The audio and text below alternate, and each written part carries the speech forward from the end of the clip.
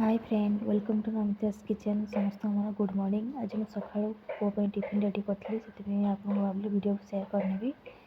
तेल गरम करके मु पियाज गाजर चना मसला भुसुंगा पत्र लंका को फ्राई करी एबे गोटे गिलास मु पानी ढालीदेली। ये मु सुजी आइटमटा बनाऊँगी।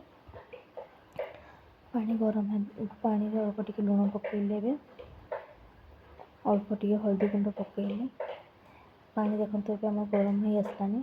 एबे सुजी को भाजी रखी पकेली गोटे हाथ में मोबाइल धरिक अच्छे से एकाथर ढाली आप अल्प अल्प ढालिक मिक्स करेंगे। मिक्स कलापर देखो तो आम रेडी हो गला टिफिन। ये बहुत शीघ्र भी हो जाए आप हेल्दी भी अच्छी।